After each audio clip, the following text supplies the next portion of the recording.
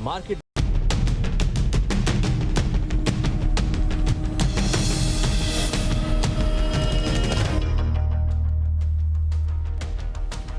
नमस्कार, आवाज समाचार में आपका स्वागत है। मैं हूं मनोज श्रीवास्तव। खबरों की शुरुआत करते हैं इस वक्त की हेडलाइंस के साथ।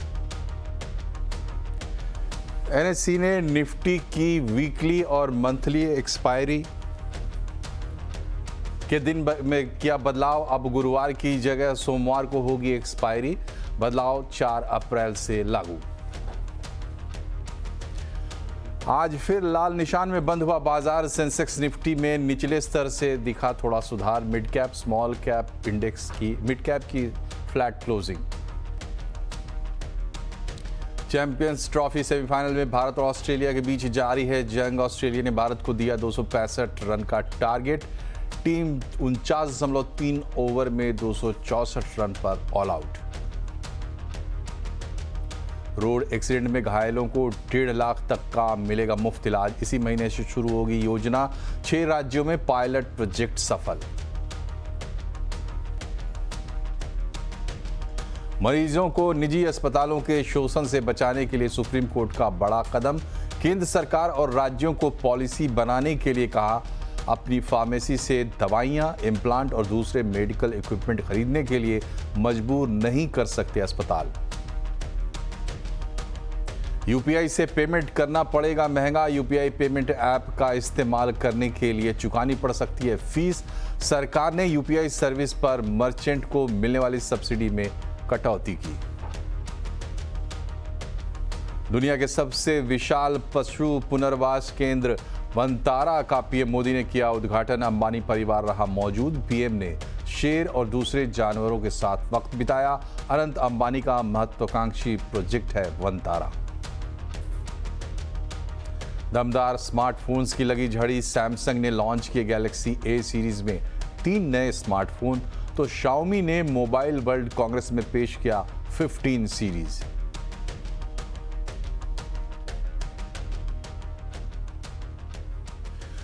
और एक बड़ी खबर इस वक्त की, एनएससी ने निफ्टी की वीकली और मंथली एक्सपायरी के दिन में बदलाव किया है। अब निफ्टी की एक्सपायरी गुरुवार की जगह सोमवार को होगी। बदलाव को लेकर ज्यादा जानकारी दे रहे हैं, हमारे साथ जुड़ गए यतीन मोता। बताएं यतीन, ये जो बदलाव है और इसकी जरूरत क्यों पड़ी? जी, तो आधे घंटे पहले ही एनएससी ने एक बड़ा सर्कुलर जारी किया है और एक बहुत बड़ा डेवलपमेंट माना जाएगा डेरिवेटिव मार्केट्स के लिए, क्योंकि अब एनएससी जो है अपनी मंथली एक्सपायरी और वीकली एक्सपायरी का जो दिन है उसमें बदलाव लाने जा रहा है। और जो अप्रैल से नए कॉन्ट्रैक्ट्स लॉन्च होंगे उसकी जो मंथली एक्सपायरी और वीकली एक्सपायरी होगी वो जो महीना है उसके आखिरी सोमवार को होती हुई नजर पड़ेगी। करंटली अगर आप देखें तो इसमें 2 पहलू हैं। सबसे पहले एनएससी की जो करंट एक्सपायरी है गुरुवार को होती है वीकली बेसिस पे और मंथली बेसिस पे, लेकिन जो बॉम्बे स्टॉक एक्सचेंज है इसकी जो वीकली एक्सपायरी और मंथली एक्सपायरी है वो मंगलवार को होती है। तो कहीं ना कहीं एनएससी के लिए एक बिजनेस लॉस केस बनता था। बीएसटी को इससे ज्यादा वॉल्यूम्स पे फायदा मिलता था, लेकिन अगर आप सोमवार को ही यानी हफ्ते के शुरुआत में ही एक्सपायरी रखें तो एक्सपर्ट्स का मानना यह है कि ज्यादा वॉल्यूम आपको इस पे मिलेगा और सोमवार होने के कारण जो एक्टिविटी है मार्केट की वो भी ज्यादा होती हुई नजर पड़ेगी। तो इसको मुझे लगता है पहलू में रखते हुए एनएससी ने अपनी एक्सपायरी कॉन्ट्रैक्ट्स की शेड्यूलिंग चेंज की है। जैसे कि मैंने पहले कहा, हर सोमवार को वीकली एक्सपायरी हफ्ते का और मंथली एक्सपायरी भी आपको महीने के आखिर के सोमवार को होती हुई अब नजर पड़ेगी अप्रैल से। चलिए, तो ये बड़ा बदलाव है। यतीन, बहुत बहुत शुक्रिया आपका तमाम जानकारी के लिए। और इस वक्त की दूसरी बड़ी खबर जो चल रही है दुबई के मैदान में, वहाँ आपको लेकर चलेंगे, लेकिन पहले आपको बताते हैं बाजार की आज की खबर कि क्या रहा आज के बाजार में ख़ास।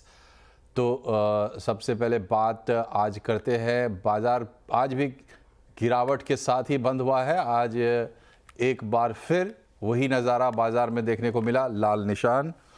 हालांकि शुरुआती गिरावट के बाद बाजार में नीचे से थोड़ा सुधार भी देखने को मिला। सेंसेक्स 96 पॉइंट गिरकर 72,960 पर बंद हुआ है और निफ्टी लगातार 10वें दिन लाल निशान में बंद हुआ। निफ्टी 37 पॉइंट आज गिरा है और 22,083 पर बंद हुआ है। मिड कैप इंडेक्स में कि आज फ्लैट क्लोजिंग देखने को मिली और स्मॉल कैप इंडेक्स बिकवाली के बाद बढ़त पर बंद हुआ है। पीएससी, एनर्जी, तेल गैस शेयरों में खरीदारी रही। निफ्टी बैंक इंडेक्स बढ़त पर बंद हुआ है। ऑटो, आईटी, एफएमसीजी शेयरों में आज प्रेशर देखने को जरूर मिला है। और ये एसआईपी जारी रखने का समय है, ये कहना है कोटक महिंद्रा एएमसी के एमडी और सीईओ नीलेश शाह का। साथ ही नीलेश शाह ने बाजार में सस्ता होने पर एसआईपी को टॉपअप करने की सलाह भी दी है। ये एसआईपी चालू रखने का समय है। एसआईपी टॉपअप तभी करना चाहिए जब मार्केट सस्ता हो जाए। हो सकता है कि मार्केट सस्ता नहीं हो। हम लोग नॉर्मली लोगों को ये कहते हैं कि आप हमारे असेट एलोकेशन को फॉलो करिए। हमारा एक बैलेंस एडवांटेज फंड है, बाकी म्यूचुअल फंड के भी है। उसमें हम 20 से 80% कैश इक्विटी एलोकेशन करते हैं।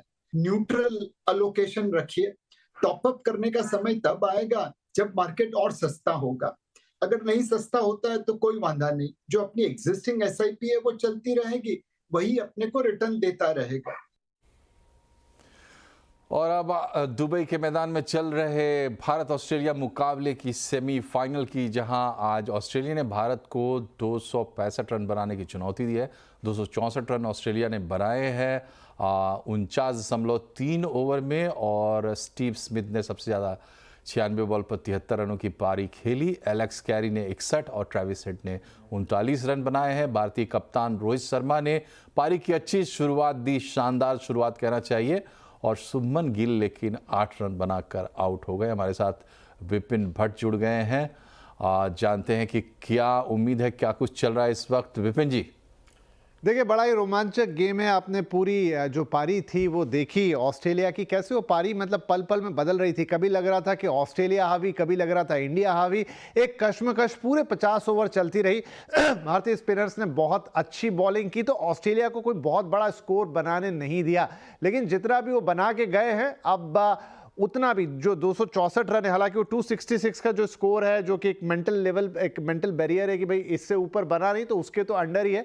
लेकिन अब भारतीय पारी की बात करें, शुरुआत तो बहुत अच्छी लगी थी, जब लग रहा था कि दोनों ही बैट्समैन को कोई खास, दोनों ही ओपनर्स को कोई खास प्रॉब्लम हो नहीं रही ऑस्ट्रेलियन बॉलर्स को खेलने के लिए। लेकिन देखना यह था कि क्या जब स्पिनर आएंगे तो उनको उसी तरीके से खेल पाएंगे, और ऐसा ही हुआ कि कॉर्नली, जो कि उनके कोई बहुत कम मैचेस खेले, कुल मिला के 6-7, वो तो क्योंकि अभी शॉर्ट इंजर्ड है इसलिए वो टीम में आए, आज 0 पे आउट हो गए ओपनिंग में, और अब उनको बॉल थमाई गई और तीसरी बॉल पे उन्होंने इस वक्त कुछ ही देर पहले भारतीय कप्तान रोहित शर्मा का विकेट ले लिया है। और उससे पहले शुभमन गिल को भी हमने एक अनफॉर्चुनेट तरीके से प्लेड ऑन वो हो गए। लेकिन अब जो फैक्ट है इस समय का वो ये है कि 40+ का स्कोर है, भारत के 2 विकेट गिर चुके हैं। दुबई का मैदान है, 250 के ऊपर का कोई भी जो टोटल है वो चैलेंजिंग टोटल है। ऑस्ट्रेलिया की टीम भले ही अपने 3 मेन गेंदबाजों के साथ नहीं खेल रही, लेकिन एनी डे वो डेंजरस टीम है। अभी मैक्सवेल को बॉलिंग करनी है, जैम्पा को बॉलिंग करनी है, स्पिनर्स 2 और अटैक हम देखेंगे तो बड़ा इंटरेस्टिंग होगा। मनोज जी, यहां से कुछ भी कहना मुश्किल है। इंडिया की बैटिंग लाइनअप बहुत अच्छी है, अभी बहुत सारी बैटिंग यहां से। विराट कोहली क्रीज पर हैं, 40 का स्टार्ट मिल गया, कोई बुरा स्टार्ट नहीं है। दोनों बैट्समैन और ओपनर लंबा खेलते बहुत अच्छा होता, लेकिन मैच अभी बिल्कुल इक्वली पॉइज्ड है। भारत ने अगर लग के थोड़े 10-15 ओवर निकाल दिए तो शायद उनकी तरफ झुकता हुआ नजर आएगा, लेकिन एक आध विकेट और लेने में कामयाब हो जाती है ऑस्ट्रेलिया, उनके स्पिनर्स भी कुछ ऐसा कर देते हैं या थोड़ा कंस्ट्रेंट कर देते हैं इंडियन इनिंग को, तो फिर थोड़ा कश्मकश भरा मैच ये होगा। जी, तो विपिन जी ने ये कमेंटेटर्स वाली बात आपको बता दी, लेकिन भारत आज जीतेगा, इसी जज्बे के साथ बुलेटिन में हम बढ़ते हैं आगे। और अब आपको दिखाते हैं कि प्रधानमंत्री नरेंद्र मोदी ने गुजरात के जामनगर में दुनिया के सबसे बड़े wild life rescue, rehabilitation and conservation centre Vantara का उद्घाटन किया। इस मौके पर पीएम मोदी के साथ पूरा अंबानी परिवार मौजूद था। रिलायंस इंडस्ट्रीज के चेयरमैन मुकेश अंबानी के अलावा नीता अंबानी, अनंत अंबानी और राधिका अंबानी सभी पीएम के साथ वहां पर मौजूद रहे। वनतारा 2000 से ज़्यादा प्रजातियों और 1.5 लाख से ज़्यादा बचाए गए, सेव किए गए जानवरों का घर है। वनतारा का ग्रीन बेल्ट एरिया करीब 3000 एकड़ में फैला हुआ है। इसी ग्रीन बेल्ट में दुनिया भर के जानवरों और वन्यजीवों के संरक्षण का काम वनतारा प्रोजेक्ट के तहत हो रहा है। वहाँ देश विदेश के घायल शोषित और लुप्त होने की कगार पर पहुंचे बेजुबानों का रेस्क्यू करके इलाज किया जाता है। इलाज पूरा हो जाने के बाद उनका पुनर्वास भी किया जाता है। वंतारा में प्रधानमंत्री नरेंद्र मोदी का अलग ही रूप देखने को मिला। पीएम मोदी के वंतारा दौरे से दिल को छूने वाली तस्वीरें सामने आई है। वंतारा में पीएम मोदी ने कई जानवरों के साथ अपना समय बिताया।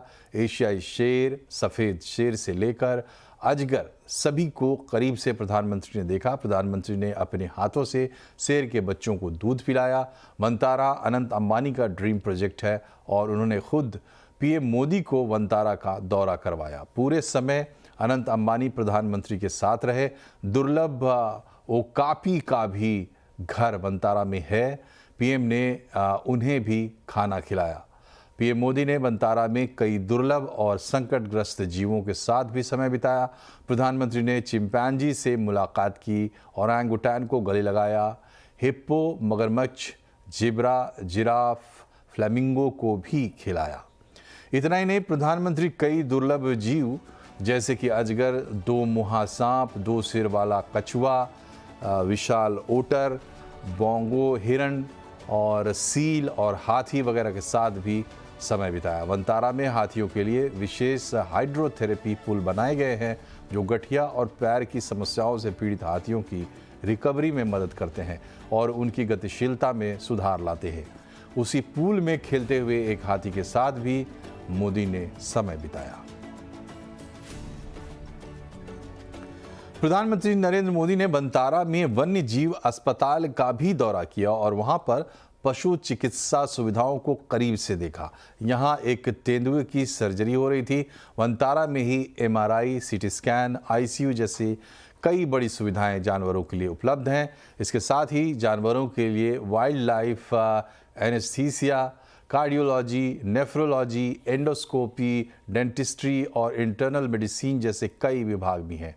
पीएम मोदी ने डॉक्टरों, सहायक कर्मचारियों और श्रमिकों से भी मुलाकात की। इसके अलावा पीएम मोदी ने advanced wild life research centre और लैब का भी दौरा किया।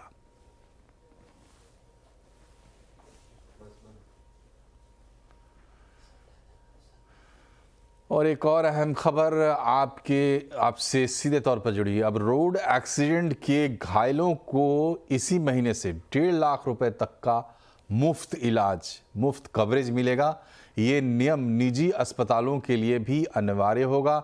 देश में इस व्यवस्था को लागू किया जाएगा। इस योजना को पूरी तरह से लागू करने से पहले पिछले 5 महीनों से पुडुचेरी, असम, हरियाणा और पंजाब समेत 6 राज्यों में पायलट प्रोजेक्ट चल रहा था जो कि सफल रहा है। तो आपको कैसे मिलेगा कैशलेस ट्रीटमेंट और ये कैसे काम करेगा, पूरी जानकारी के लिए एक बार फिर से चलते हैं विपिन भट्ट के पास। बताएं विपिन जी।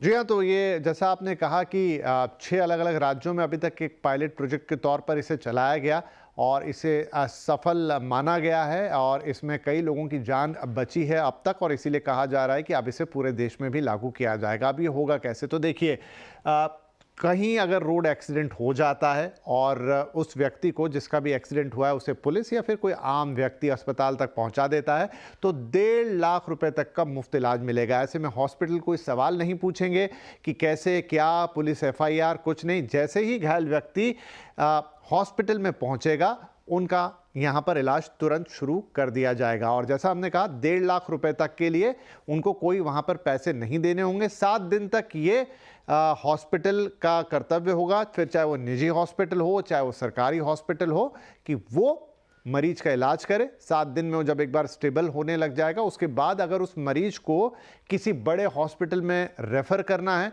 तो वो भी करना होगा। और ये भी, जिस हॉस्पिटल में इलाज चल रहा है उसका दायित्व होगा कि वो सुनिश्चित करे कि कहीं और अगर ज़्यादा बड़े इलाज की ज़रूरत है, किसी सर्जरी की ज़रूरत है, तो फिर उस सर्जरी को किया जाए या वो बड़े हॉस्पिटल में उसको दाखिला मिले। अब एक सवाल मन में ये आ सकता है कि 1.5 लाख रुपए से ज़्यादा अगर पैसे लगते हैं तो क्या होगा। फिर अभी तक का प्रावधान तो यह है कि अगर 1.5 लाख से ज़्यादा का खर्चा आता है तो वो खर्चा मरीज या उसके परिजनों को खुद उठाना पड़ेगा, लेकिन 1.5 लाख रुपए तक का जो खर्च होगा उसे NHAI हॉस्पिटल को भुगतान करेगी। बात ये भी हो रही कि ये जो राशि है इसे 1.5 लाख से बढ़ाकर 2 लाख रुपए कर दिया जाए। लेकिन इस पूरी चीज़ के पीछे जो सोच है वो ये है कि किसी का भी जब एक्सीडेंट होता है अनफॉर्चुनेटली, तो शुरू का जो 1 घंटा होता है गोल्डन आवर होता है, अगर उस दौरान उस व्यक्ति को हॉस्पिटल पहुंचा दिया जाए और तुरंत अगर उसका इलाज शुरू हो जाए तो जान बचाई जा सकती है। और जैसा हमने कहा शुरुआत में कि 6 राज्यों में इसका ट्रायल किया जा रहा था और वो सफल माना गया और अब इसे पूरे देश में लागू करने की योजना है। बहुत बहुत शुक्रिया विपिन जी। तो एक अच्छी योजना इसी महीने उम्मीद है शुरू हो जाएगी।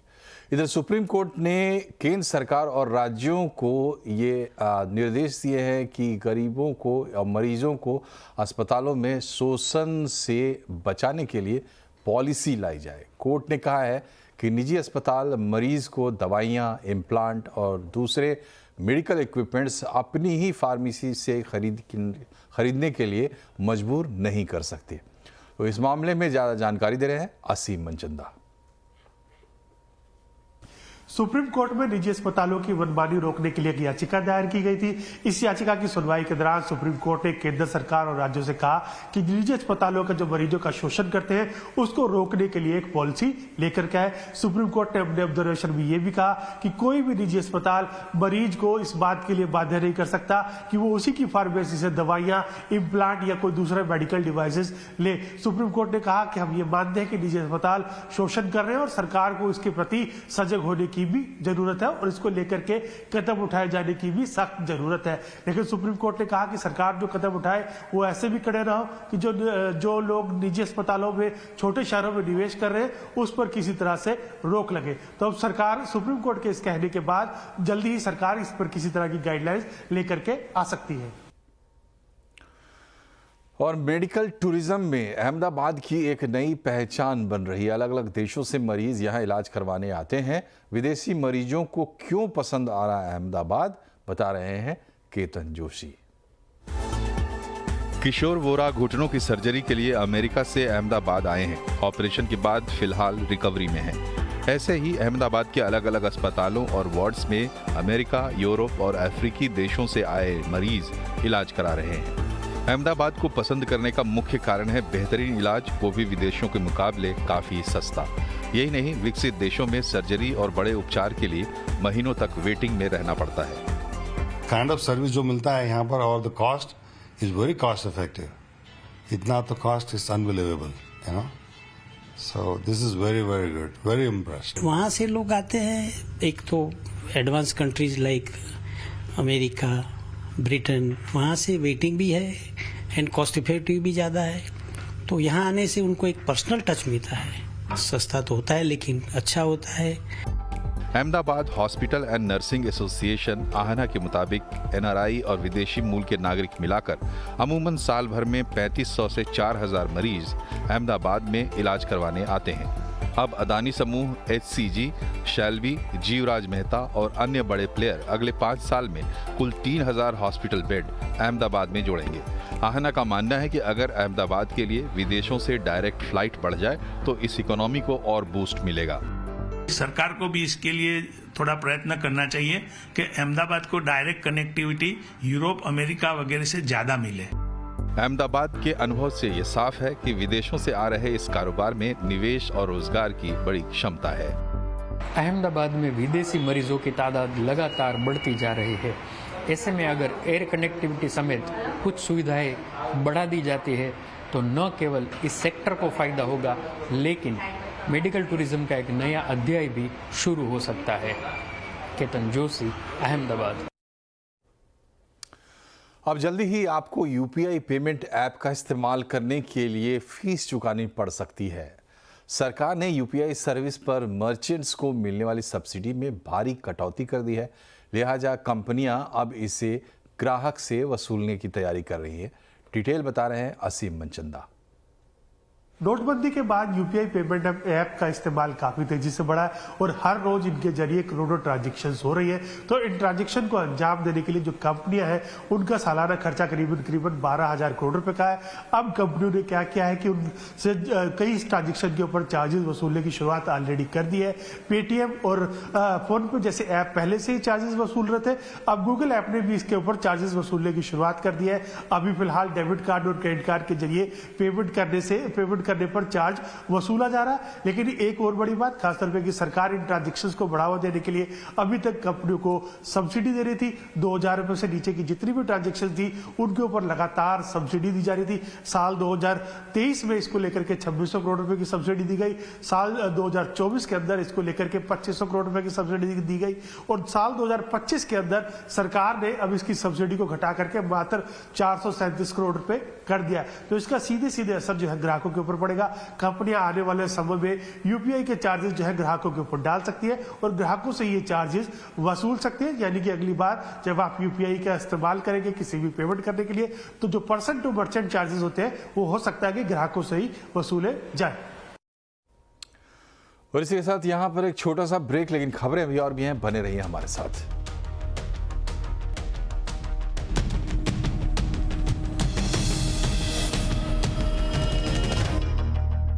के मार्केट गुरुकुल के एक्सक्लूसिव वेबिनार में दिग्गज एक्सपर्ट से सरल भाषा में ट्रेडिंग और इन्वेस्टमेंट सीखने के लिए अभी रजिस्टर करें।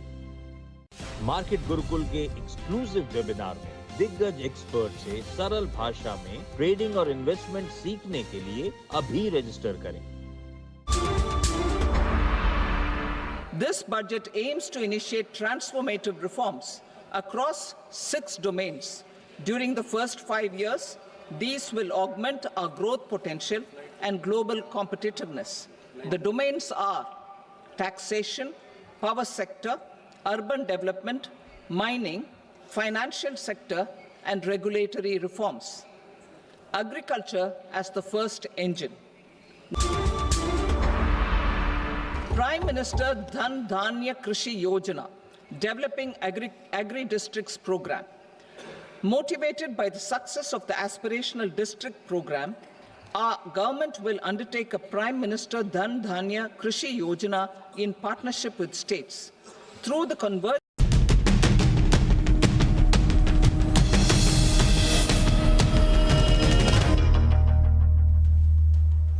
ब्रेक के बाद एक बार फिर से आपका स्वागत है। देश में पहली बार हाइड्रोजन से चलने वाले ट्रकों का ट्रायल शुरू किया गया है। टाटा मोटर्स और इंडियन ऑयल कॉरपोरेशन ने मिलकर ये प्रोजेक्ट शुरू किया है। केंद्रीय सड़क परिवहन और राजमार्ग मंत्री नितिन गडकरी ने इन ट्रकों को फ्लैग ऑफ किया। ये प्रोजेक्ट नेशनल ग्रीन मिशन का हिस्सा है। इन ट्रकों को 4 अलग-अलग रूट्स पर 18 महीनों तक ट्रायल के तौर पर चलाया जाएगा। हम इससे फीडबैक लेंगे कि ये टेक्नोलॉजी रियल लाइफ में कैसी परफॉर्म कर रही, क्या इंप्रूवमेंट चाहिए, इसका कमर्शियल वायबिलिटी क्या होगा और क्या करना चाहिए, इंफ्रास्ट्रक्चर रिक्वायरमेंट्स क्या होगी, और चौथा हम पॉलिसी सपोर्ट क्या लगेगा। और तो इसके ऊपर हम काम करेंगे और ये 18-24 महीने रन करने के बाद हमारे पास बहुत सारा डेटा होगा जिसके ऊपर हम नेशनल स्केल अप कैसे कर सकते हैं, इसके ऊपर फिर चर्चा हो सकती है। सैमसंग ने गैलेक्सी ए सीरीज में 3 नए स्मार्टफोन लॉन्च किए हैं। ये 3 स्मार्टफोन हैं गैलेक्सी A56, A36 और A26। सैमसंग के ये latest smartphone mid range smartphone हैं। नए Galaxy A series smartphone 6.7 inch super AMOLED screen 256 GB तक स्टोरेज के साथ लॉन्च किए गए हैं। बात करें कीमत की तो अलग अलग मॉडल्स के हिसाब से इनकी कीमत 27,000 से लेकर 48,000 रुपए के बीच है। खास बात यह भी है कि ये तीनों मॉडल्स मेक इन इंडिया हैं। अवेलेबल है A26, A36, A56, यानी कि इफेक्टिवली 23,000 रुपये के प्राइस पॉइंट से कंज्यूमर्स को AI की पूरी कैपेबिलिटी मिलती है।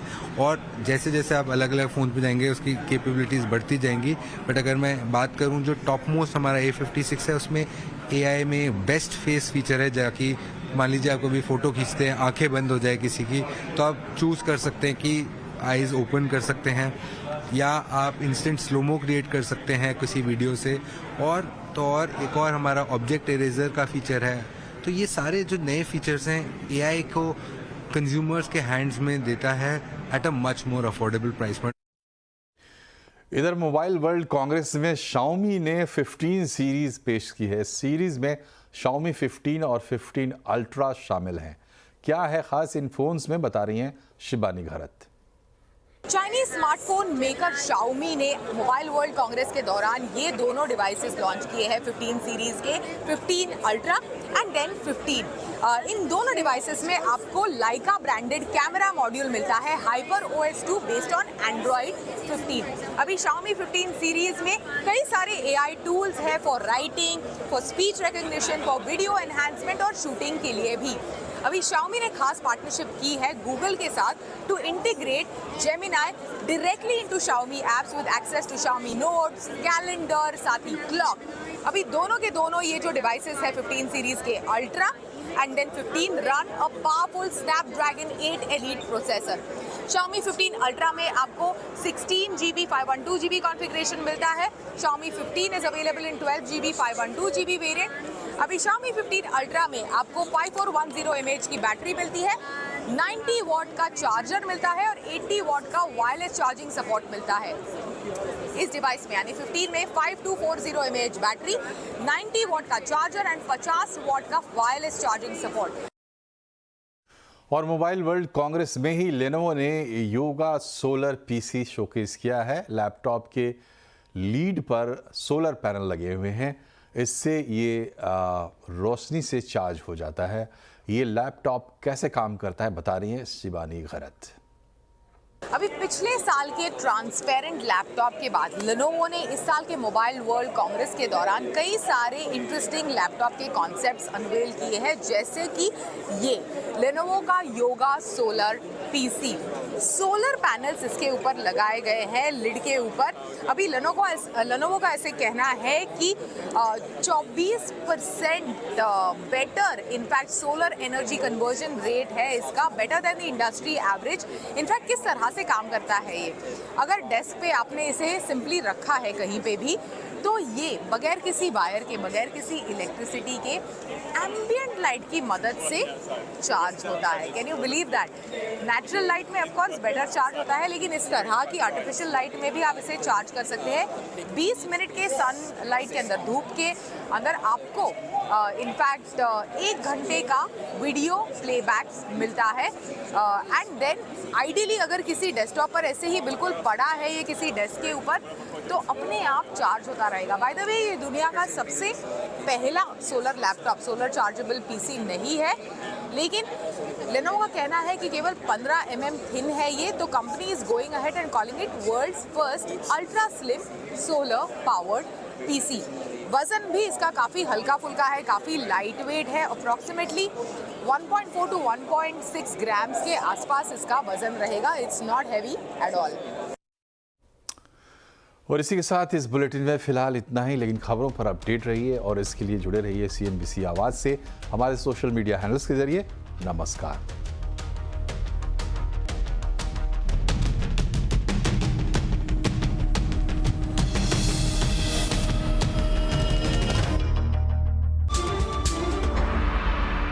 Makhana board in Bihar.